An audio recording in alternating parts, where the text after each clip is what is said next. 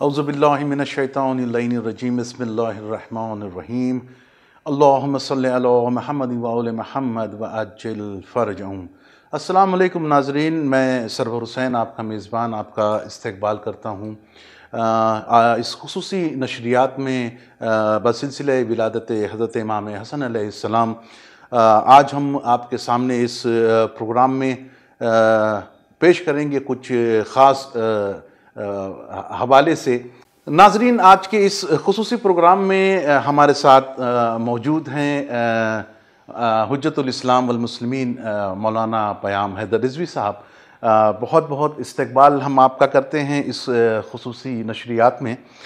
मौलाना साहब, आपको पहले तो हम मुबारकबाद पेश करते हैं आज के दिन की, और हम ये जानना चाहेंगे कि आज जो इमाम हसन अलैहिस्सलाम की विलादत के सिलसिले में लोग जो हमारा ये प्रोग्राम देख रहे हैं उनको क्या पैगाम आप देना चाहेंगे?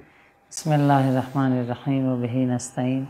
यकीनन बहुत खुशी की तारीख़ है विलादत इमाम हसन मुज्तबा अलैहिस्सलातु वस्सलाम। सबसे पहले तो हम आपकी खिदमत में और तमाम मोमिनीन और तमाम नाज़रीन की खिदमत में तहरीक व तबरीक व तहनीत पेश करेंगे, और साथ साथ इमाम हसन अलैहिस्सलातु वस्सलाम की ज़िंदगी पे भी एक नज़र डालेंगे कि इमाम हसन अलैहिस्सलातु वस्सलाम की ज़िंदगी क्या थी। देखिए, इमाम मासूम जो होता है उसकी ज़िंदगी एक आम इंसान से मुनफरिद होती। उसके यहाँ विलादत से लेकर और शहादत तक जो सिलसिला होता है उसकी ज़िंदगी का, वो आम ज़िंदगियों से हट कर होता है। अब आप देखिए, जब आपकी विलादत होने वाली है तो जनाब उम्मुल फ़ज़ल जो है वो रसूल करीम इस्लाम के पास आती हैं और आने के बाद कहती हैं कि मैंने ये देखा कि आपके बदन का एक टुकड़ा आपके बदन से जुदा होकर मेरे घर पे आ पहुँचा। इसकी ताबीर क्या है? तो रसूल करीम इस्लाम फरमाते हैं कि हाँ, हमारे यहाँ एक फ़र्ज़ंद पैदा होने वाला है, यानी मेरी बेटी फ़ातिमा के बतन से, कि जिसकी परवरिश आप करेंगी और जिसका नाम हसन होगा और जिसकी परवरिश आप करेंगी। इस ख़्वाब की ताबीर ये है। तो विलादत से ही उनकी जो ज़िंदगी का सिस्टम है और जो अल्लाह की तरफ से एक करार दिया गया है वो दूसरे लोगों से मुनफरिद होता है। फिर आपकी तफ़ूलियत के आलम में और भी ऐसे वाक़यात मिलते हैं कि जब आप बहुत ही छोटे थे, कम सिनी में थे, तो आप मस्जिद में जब रसूल करीम इस्लाम से वही सुनते थे तो तमाम तर तफसीलात के साथ मिनवन तमाम जुज़ियात के साथ आप शहज़ादी को आके बयान करते थे। एक दफ़ा शहज़ादी ने मौलाए कायनात से कहा कि ये बेटा, यानी हमारा बेटा हसन जो है वो तमाम जुज़ियात वही को रसूलुल्लाह से जो सुनता है मस्जिद में आके बयान करता है। तो मौलाए कायनात ने कहा एक दिन हम भी सुनेंगे कि क्या बयान कर रहा है। तो मौलाए कायनात एक जगह घर में एक जगह छुप गए और देख रहे थे कि जब हम हसन आए हैं तो क्या बयान करना चाहते। जब हसन आए तो उन्होंने तमाम जुज़ियात को बयान करना चाहा, लेकिन उनकी ज़बान में लुकनत आने लगी। तो कहा कि मादर गिरामी, मुझे ऐसा लग रहा है कोई बुज़ुर्ग शख्सियत मुझे देख रही।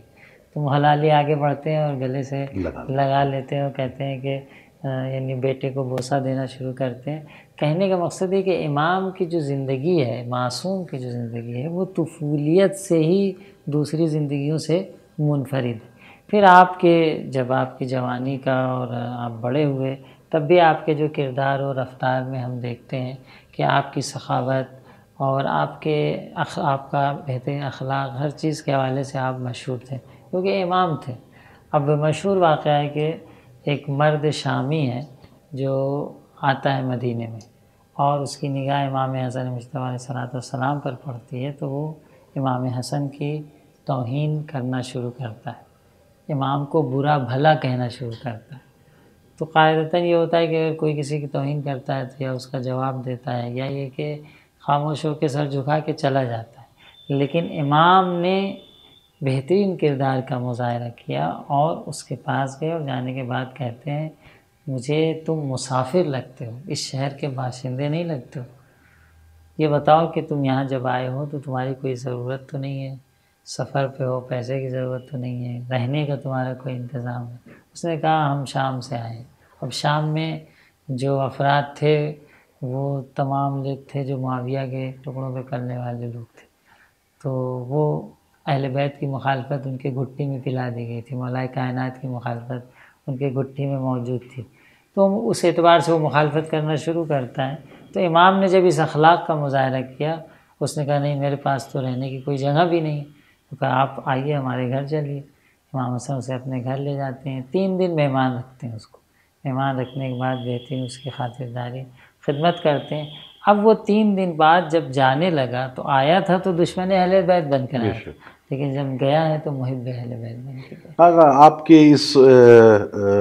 بیان سے یہ نتیجہ سامنے فی الحال نکل کے آیا ہے کہ جس طرح سے پیغامات اہل بیت اور جس طرح سے تعلیمات اہل بیت لوگوں تک پہنچتی رہیں اور جس طرح سے وہ اپنے کردار کے ذریعے لوگوں کو جو ہے وہ حقیقی اسلام کی ترویج کرتے رہے، لیکن چونکہ اس زمانے میں جو میڈیا تھا وہ غلط نظریہ پیش کرتا رہا، جس کی وجہ سے جو آپ نے جو شامی مرد کا جو ذکر کیا وہ اس نے جو ہے وہ اسی جو وہاں سے وہ جو خبریں وہ لے کر آتا رہا، جو ان کو جو فیڈ کرتے رہے وہ اس طرح کا اس نے وہ وہاں پہ عمل پیش کیا، لیکن کردار نے اصل اسلام کی جو ہے وہ عکاسی کی۔ ہاں، تو تعلیمات اہل بیت کی روشنی میں اگر دیکھا جائے تو کس طرح سے جو ہے وہ امام حسن علیہ السلام کے زمانے میں جب وہ حقیقی دور میں یعنی خلافت جب ان کے ہاتھ میں آئی تو کس طرح سے جو ہے وہ اسلام کو پیش کیا امام حسن کے زمانے میں؟ اس کے امام جو ہے وہ حقیقی اسلام کو پیش کرتا ہے، اور خود امام حسن علیہ السلام کی جو امامت و خلافت ہے وہ رسول گرامی اسلام کی حدیث میں موجود ہے کہ میرے بیٹا حسن جو ہے وہ امت کا امام ہوگا اور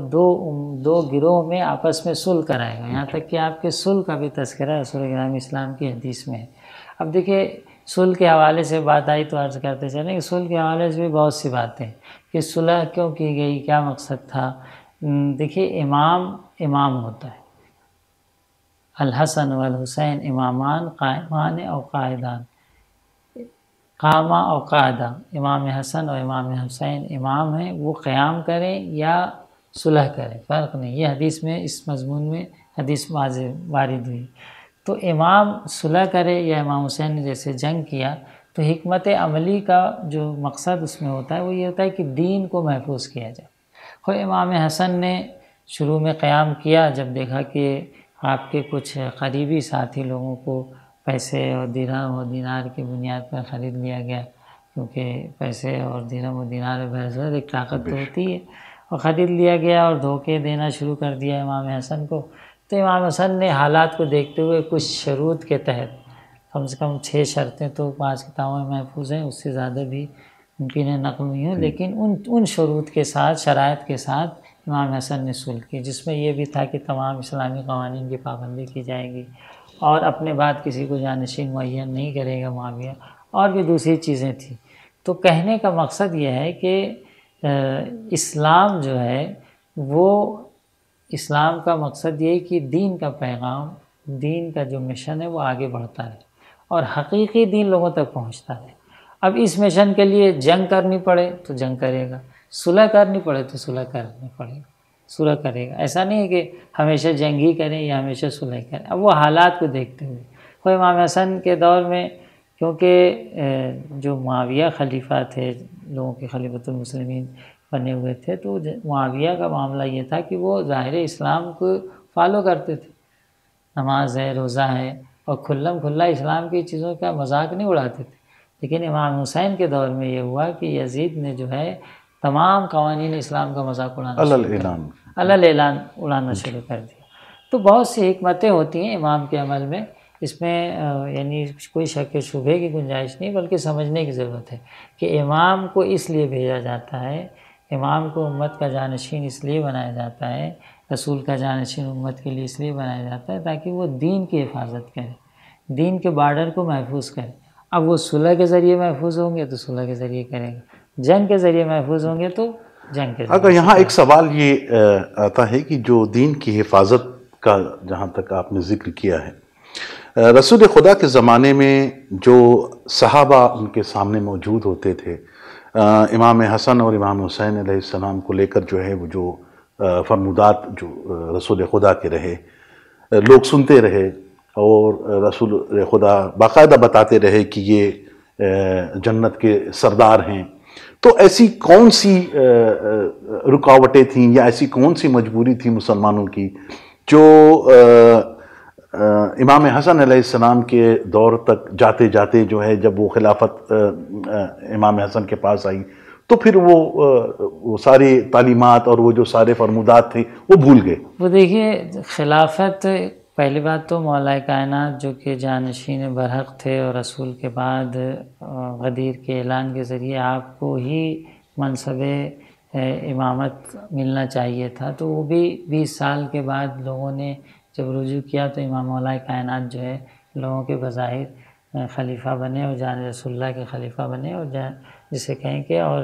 خلیفۃ المسلمین کے عنوان سے آپ کو نام دیا گیا۔ لیکن یہ 4 سال بھی بڑے جنگ و جدال میں گزرے، کیونکہ دیکھیے لوگوں کی یہ فطرت ہوتی ہے، کبھی بھی